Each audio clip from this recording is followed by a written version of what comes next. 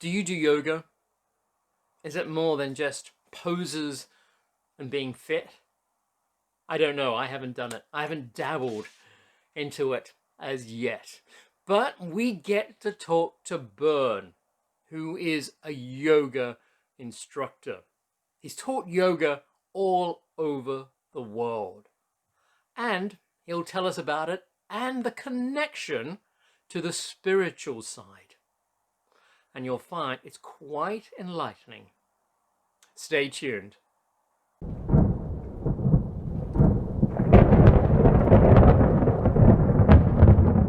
And welcome back to the Brac Shop, the portal to the spiritual, the paranormal, and you could say via quantum physics. And I'm Tom from the shop. Now, we get to speak to Bernd. He's a teacher, instructor for yoga, and he's taught yoga all over the world. He's currently based in Bali, teaching yoga and teaching yoga online as well. Now, there's a lot more to yoga than I certainly know. A lot of people think it's a lot of poses to stretch the body and get it fit and aligned, but it goes a lot deeper. So we'll cross over and speak to Bernd. And don't forget, if you like this episode, click the like button, subscribe if you haven't subscribed as yet, and press the bell button so you won't miss out when I release new videos. So let's speak to Bernd. So we've got Bernd here, who's actually based in Bali, and he does his yoga classes right around the world online. And we're very fortunate to have Bernd to tell us about yoga and the spirituality connection with it all, because I don't really know that much about yoga. Yeah. So thanks, Bernd. The thing is, first thing you have to realize is that what most people think of is yoga is not yoga. It's some horrible modernized form of, getting fit and looking, sexy in spandex, which is actually nothing to do with yoga. We go back to, I've really made a long time study of mine now in Sanskrit and the classical text of yoga, and I try the best I can to practice in the traditional framework, because my interest is not in getting a good body and whatever. I don't care about all that stuff. My interest, it's if you go back to the Yoga Sutra, which is the most important of the old classical texts, and depending on who you listen to, the sutra is anything between 2,000 and 6,000 years old. We are told in the second line, Yoga Chitta Vritti Nirodha, which means yoga is the stopping of the fluctuations of the mind. The next line is Tada Drashtahu Swarupe Vasthanam, which means then the seer rests in its true nature. This is yoga. The point is to subside all the crap in the mind, all the thinking, all the madness, and get underneath it to who we really are. And then we rest in who we really are and see things as they actually are. So the whole point of all the stuff you do in yoga, and by the way, the yoga postures is only one of many things. The whole point is that it's trying to dip underneath all the ideas, all the thoughts, all the trauma, all the stress, all the issues, and actually experience what's really happening and who you really are and what life really is for. So I guess that's it in a nutshell. Right. So it's a bit more than just body and getting you fit, so to speak. Nothing to do with that, actually. Really? So it's more like delving into the mind. Yeah. Okay. So how does all the different postures and body movements get into the mind? Okay, so to make this very clear, actually, that's a good question. I'd like to refer to the old text rather than just give you nonsense that may or may not be true. I'd like to always refer my students and anyone I'm talking to back to where this stuff comes from. So there's another very, very ancient text. This is possibly 8,000 years old, called the Taittiriya Upanishad. And it's one of the ancient Indian philosophical treatises. It's a very mystical text, actually. It's a beautiful text. Wow. And within that text, you have what's called the Pancha Kosha model, which means the 5 sheaths or the 5 layers. And it basically talks about all of us as essentially having 5 layers. Now, the 5 layers are really useful to work with and get to know. And the outermost layer is the physical body. It's called the Annamaya Kosha, which means the food body. So the food body meaning muscles and bones and blood and sinews and organs and skin. That's the outermost layer. You go 1 layer deeper, you get what's called the Pranamaya Kosha, which means the pranic sheath. The prana meaning energy or chi or life force. Okay. It's the kind of very interesting stuff that animates everything underneath, under the hood. It's not, well, some people don't believe it exists. I 100% verify that it does due to my experience with it. You have a layer beyond that again, 1 more layer inward. You have the Manomaya Kosha, the mind body. And that's the mind. That's thinking. It's also emotions. It's all those things. And really, you have to work with the first 3 layers equally to access the 4th and the 5th, which is where all the juice is, really. Okay. So the thing is, the first 3 layers are full of traumas, issues, things that haven't been resolved, kind of misalignments in terms of not just physical misalignments, mental, wrong views, energy blockages. All these things are in the first 3 layers. And we have to work with all 3 of them. At the moment, for the average human, they're opaque, which means you can't see through them. They're kind of like these blocks, like this block of a body, this unworkable mind, and this pranic sheath that is kind of a mess. And through yoga, you try to work with each of these 3 layers. Now, yoga is very complex, but you have really good, say, broadly speaking, 3 main families of work. And you have work dealing with the body, with the prana, and with the mind. For example, the body, the most common method is, of course, asana, yoga postures. So using the postures to try to work with the physical layer of impediments, of issues, of stuff. We're working with pranayama, which is the yogic breath work, big syllabus of working with the breath to work with prana, the energy. And you work with meditation to work with the mind.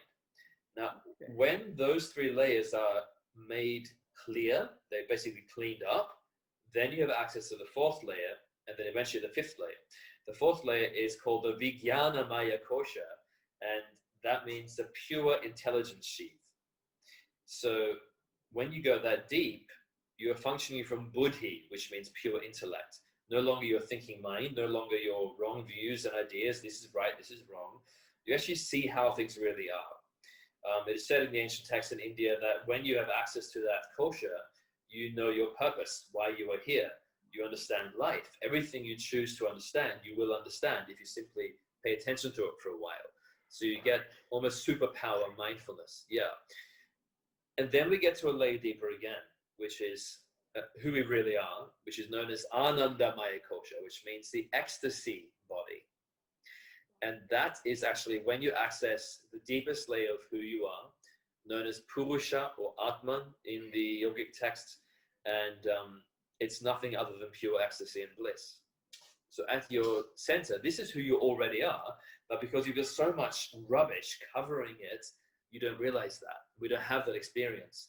So yoga tries to do is very systematically work with the outer 3 layers to access the inner 2. If that makes sense. Right, and the main purpose is to bring out that ecstasy level, so to speak.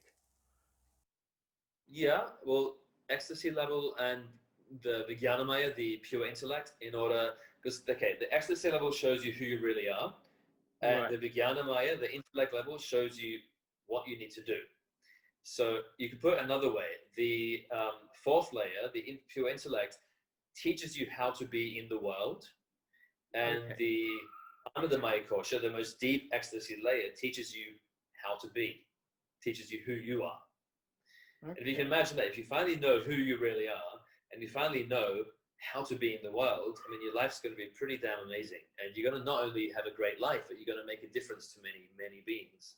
You're going to help the world rather than... Right, so you're sort of like, in a way, you're centering yourself, and so you basically know your true purpose and what you should be doing and focusing on, basically. Is that what you're saying?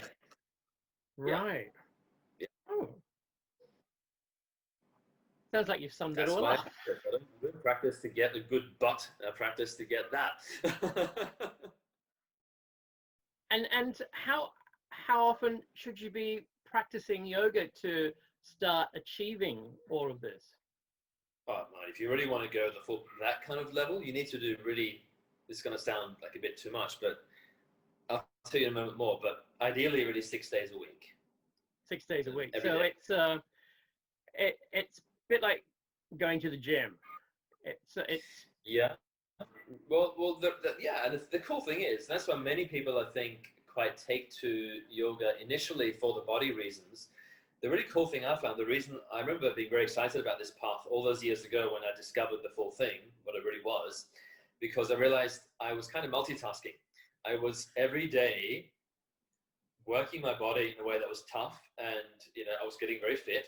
But at the same time, I was doing it not for that purpose. I was doing it for a different purpose. I was doing it for the sense of trying to discover all the stuff I talked about. So Right. I was able to, every day, I didn't have to then go for runs and go to the gym. I was just enjoying my practice. And I mean, anyone who's done any depth of yoga, gone on a retreat or practiced even just every day for a few weeks, you feel different. You feel clearer. You feel more centered. You relate to people better. You seem to have this weird kind of luck, like life just unfolds better. It's like you're far more in tune. It's really weird. Like, and I know you have interest as well in ghosts and extrasensory stuff. Yeah. I mean, that world opens up. I mean, the stuff that I've experienced and my friends have experienced is really interesting. That when you start opening up, it's like the world no longer feels like it did. It feels very different. Right. So you are sort of like opening up, you could say that the sixth sense, and you can pick up on more paranormal sort of activity, you could say. Yeah. Among many things, yeah. It makes you very, very efficient and good in the world, and it also gives you access to the other side of things that the average person ignores and doesn't want to know about. Right. So it sounds like you move up like into a different layer of life, so to speak. Like yeah, and it keeps unfolding. Yeah. So is yoga into, because there's a lot of talk about vibrations and frequencies, like everyone's vibrating on a particular frequency. Does yoga, you could say yoga would actually increase that vibration, that frequency? And that's why very much so. I mean, I don't use the language myself, but yeah, very much so. I don't use the language. I know the language really well. I know that people talk about this a lot. I would say 100% yes, very much so. Of course, because you are really changing how the body works, how the mind works, how the energy works on a fundamental level. Of course, it's going to have an effect on that. Yeah. Wow. Okay. Yeah. And it's actually very powerful techniques. But the thing is, you can't be lazy. It's like there's a great, very famous line in the Hatha Yoga Pradipika, which is a really cool, multiple centuries old Hatha Yoga text. And in this text, Swapnarama says, unfortunately he says men, but whatever. It's just the way it's written in patriarchal India. And he says, any man can practice.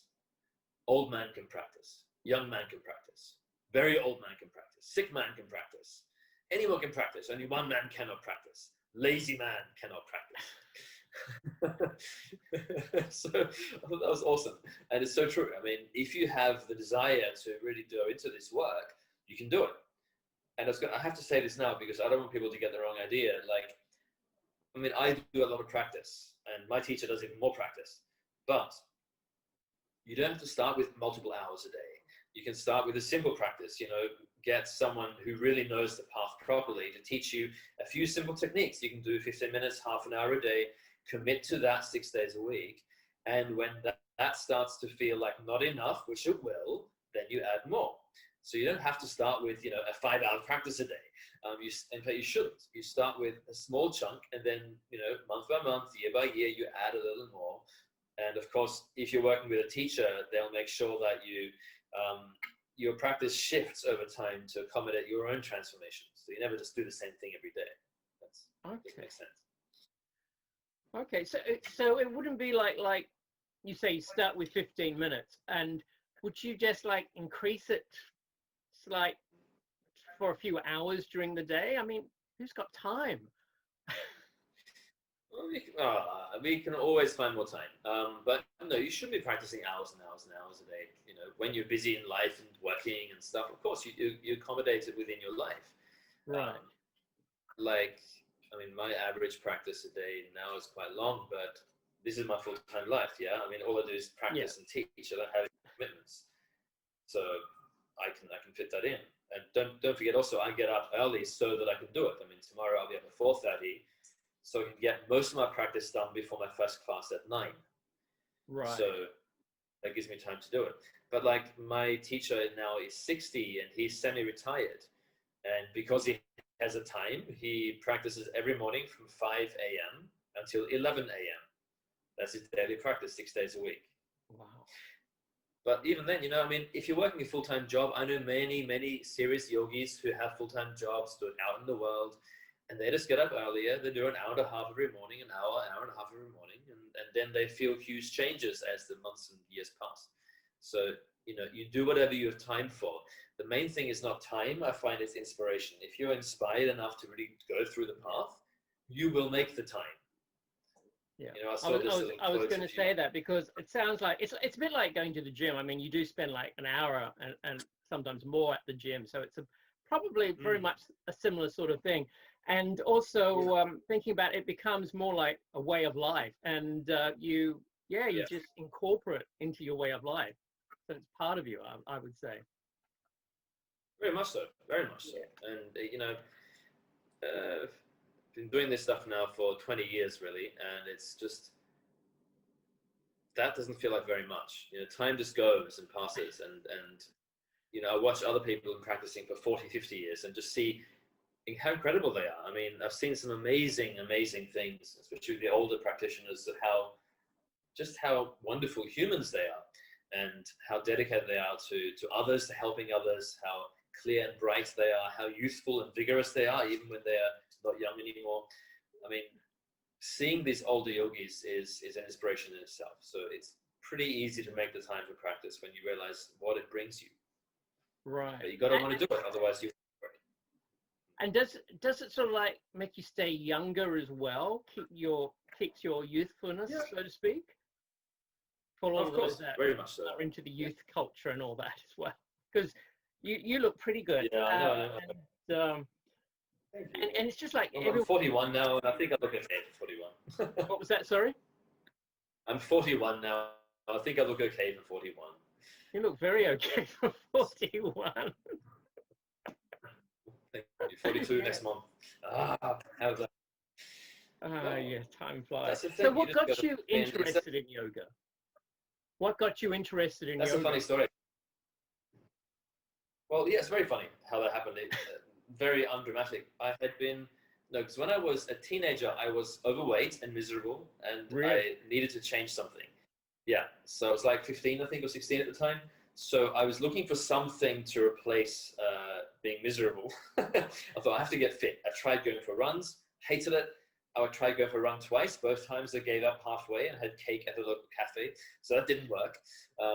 Then I tried swimming, and I felt so embarrassed with only, shorts on, and didn't want anyone to see my body. So I ran away from that. And then I thought, why don't I do something fun, and came across a martial art. So a Japanese martial art. I was 16. And from day one, I was totally hooked by this. And within that martial art, what I really enjoyed was the aspect of the path. We had this awesome older Taiwanese grandmaster. He was guiding us all. Oh, I know the neighbors. And he taught a lot of meditation and philosophy, Taoist philosophy. So already I had a hint of this different world. Now, a few years into this, I decided to stop doing that because I was getting injured quite a lot, and I was injuring other people quite a lot. So I broke someone's fingers in training, I made someone's testicles bleed, and I thought, I think I should find something else to do that keeps me fit, and that gives me the deep side. So I was looking around, and someone recommended yoga, but I thought, no, that sounds boring, I don't want to do that. And then two people in the same month from different cities recommended this teacher in Australia, where I was living at the time. This is in January 2001. I finally decided to try him. And from day one, I was just blown away. I mean, he was very, very good. He still is. He's an incredible teacher. And the practice was physically demanding, but yet there was a depth to it. And Gregor, my main teacher, even now, I still work with him when I can see him or when I talk to him online sometimes. But Gregor emphasized the whole path from the beginning as well, like I'm doing now. Like he made clear that this is not just an exercise. So I tried, and I was actually hooked. I remember from day one, I practiced every day, and I haven't stopped since. That was in January 2001. And what got me into it was the fact that I was working with my body. I was keeping my, at the time, quite high level of fitness because of the martial arts. But at the same time, it wasn't about the fitness. It was about plumbing the depths of human experience. So what's possible? What can you discover? So that kept me going. And it still does to this day, 20 years later nearly. Wow. It sounds like a very subtle process, because you do all these. I don't really have any experience with yoga, so I can't really say. But it looks like you do these poses and meditation, and that's what happens. But you also say internally, things do change. Is that correct? Yeah, and it's not that subtle to begin with at all, actually. It gets more subtle the longer you practice. The first few years, there's a lot of changes. I remember really vividly, actually, I was in London at the time, and I was in London, I was beginning really teaching a lot more. I was already teaching part-time way before London, but London is where I started teaching a lot. And I had this private student twice a week, early mornings, high-power business guy, and he'd basically get me to come to his house at 6 a.m. twice a week, so he could practice before he went to work. And I would go to his house, and I remember one day I got there at 6 a.m. and knocked on the door, and he gave me a look of mock anger. He'd only been practicing every day for a few months, not very long. And I said, "What's up? You okay?" And he said, "You're ruining my life." And I was like, "What? What are you talking about? Why? What's happening?" Then he said, "Well, the night before, he had sat down with his boss and with his colleagues to a big steak dinner with wine, and he looked at the table and thought, I can't eat this. I don't want to drink this, because then I'll feel crap tomorrow morning when I try to practice." So he was laughing. He said he'd never felt so good in his life, but it meant that he felt like he could no longer make the same choices he made before. I mean, God, you don't have to give up anything. I mean, that's the other thing that I love about yoga. It's not at all trying to proselytize you and say, you must do this. You must be vegetarian. You must blah, blah, blah. All that isn't the situation. Everything that needs to change will arise from here and from here. Your body will tell you what it needs. If you want to go vegetarian, you will do so because your body has decided you've had enough of meat. If you decide you should be vegetarian, that's bad. But yoga kind of changes you quite quickly. Quite quickly, you realize certain things you just can't do anymore. It's not that you can't, it's you don't want to. So it comes from within, really. Yeah. There's not really any strict guidelines or rules. It's about every day tuning into your body, your heart, your mind, your energy, and then living your life based on what you find. And actually, it's not that subtle. It's actually often huge changes occur in the first few years. It's usually only after a good 5 or 10 years of practice that things start to get more subtle. Then the progress slows down a little bit. It's I can still now feel the progress continue on, but of course it's a bit slow because I've already got rid of all the big stuff. It's more the fine stuff now that I'm working with. Okay, so at the beginning, you're saying that you make a lot of progress because you're clearing out a lot of rubbish, and it sort of like raises you to a higher level, and then you just cruise along, so to speak. You don't cruise along, but then it's like. But you're on a good level. The path is very quick. Yeah. But then it's like, maybe you can look at it like the metaphor of climbing a mountain. And at first the slope is quite gentle, and it's quite easy, and you make a lot of ground very quick. But then it starts to get steeper, and then it takes you much more time to get a few meters higher than it did a few meters along earlier in the path. Right. Or it's a bit like the other metaphor that's maybe even down to earth it's a bit like if you have, a really beautiful but horrifically messy and dirty living room. And at first, you're just going to throw all the rubbish out, and that's a quick process. I mean, it's going to take a few days, and you're going to see a hugely different room already. But then there's all the other stuff. There's all the stuff that's rotted away from the inside. There's all the dust. There's all the insects that have kind of crawled into one corner of the room. There's the stuff that's kind of needs replacing, and then it's more fine work, right? And then you can keep working at it. But it's always like that. At first, the progress is quick because of all the rubbish, and then it still goes on, but it's just a little slower. Fine tuning. But that's down the track. Sorry? Then it becomes more like fine tuning. Cleaning out the corners with all the insects and stuff like that, you know, that sort of thing. Yeah. Okay. But then at some point, it goes further again. Like, to use that metaphor, at some point, you then, while cleaning out, realize there's actually a gateway hidden behind a curtain, and that gateway is a gateway into the vast universe itself. I like that. That was there all the time. Metaphor. I like the whole idea that you can get on that level to the esoteric level, and you know, and sort of like access more the paranormal. That's something I really actually find quite attractive, actually. So, and you're based in Bali, and you give classes, and do you actually do physical classes, or is it totally all online? No, I do both. Okay. At the risk of sounding like a moron, I refuse to be held hostage by a virus. So, of course, I'm taking precautions, and I make sure that I'm safe and everyone else around me is safe. But I do teach in person at 2 studios in Bali as well. So there's a total of 6 classes a week in person, and the rest online. And both those places they check your temperature, all that usual stuff. You know, they make sure you're clean.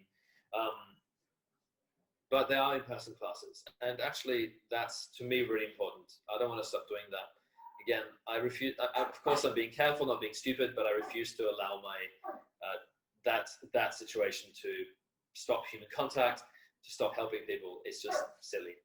But probably, I mean, I would say I'm mostly focusing on my online work at the moment, because it's also kind of my baby. I'm doing my thing, and every week I have a new cycle of teachings I bring out, and usually on a Monday, I give a philosophy and meditation class where I outline a particular aspect of yoga philosophy and do a guided half-an-hour meditation or so. And then the rest of the week, I give more practical classes where I draw out aspects of the philosophy and put it into the practice for them. Right. Okay. That's and do you have a website, or how do people? I don't unfortunately have a website at the moment. No, people find me 2 ways. First of all is my mailing list, which is quite extensive now. And the second of all is my Instagram and Facebook page, where once a week I post my schedule and what I'm doing that week. All right, so if we want to find you, we look you up on Instagram or Facebook. Yes, exactly. That's the easiest way. And if you're like a mailing list, you know, let me know. Sorry? What's the address? How would we find you? Yeah.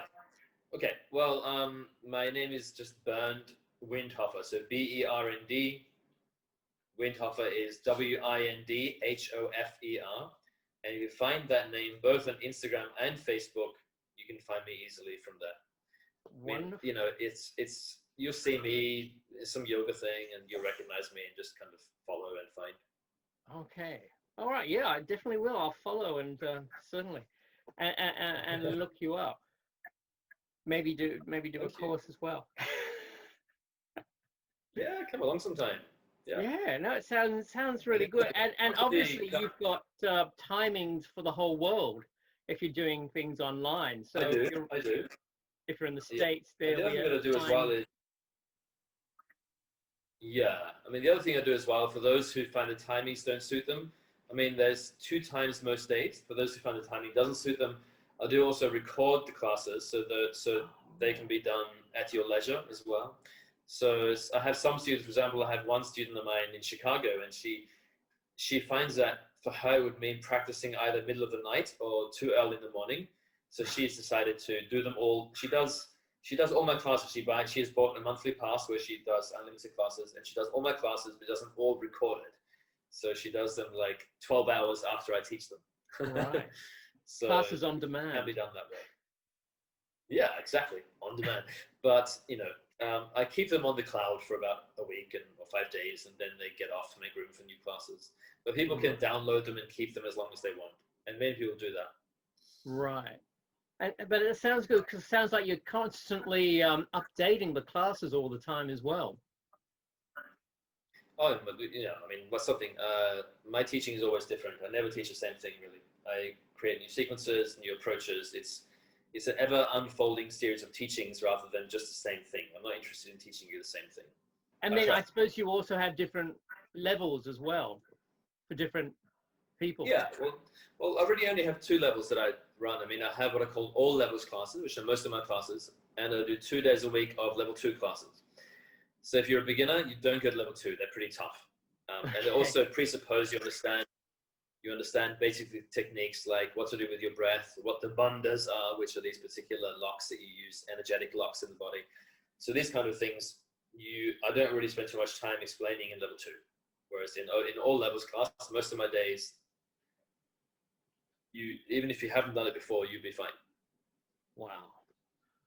Great. Also, I give a lot of feedback. It's on Zoom, so I kind of scroll through everyone on my device and say, Thomas, lift your leg higher. Or Oh, okay. So it's whatever. almost like a personal one-on-one, even on Zoom. Yeah. It's not quite one-on-one with other people there, but yeah, I scroll through and everyone gets some feedback. If you want to have feedback, you just keep your video on and I'll give you feedback when I see that something needs to be changed. That's what I kind of do. So yeah, that sounds really interesting. Thanks This very you can do at home. You much. need a yoga mat, then you put on your phone and your computer, and you can just do the class. Wow, make it sound so simple. It is. The only hard part is getting yourself to do it. I know, that's so true. Well, thanks very much. Thank you, Thomas. Lovely to chat to you. Well, what did you think? It gives you inspiration to actually want to take up yoga. Now, some of you already do, but as I've said, I've not done any yoga, but the deeper side to yoga to get to your inner core, to raise your vibrations so you can be on that esoteric level, so to speak, is quite an incentive. Now, don't forget, if you want to follow Bernd or even take his lessons, you can find him on Instagram and Facebook at Bernd Windhofer. What do you think? Write your comments below and let me know. And as I've said, if you've enjoyed this episode, click the like button. Subscribe if you haven't subscribed as yet. And click the bell so you'll be notified when I release the next one. So I hope you've enjoyed this episode, giving you something to think about, inspire to. And till next time, stay well and happy.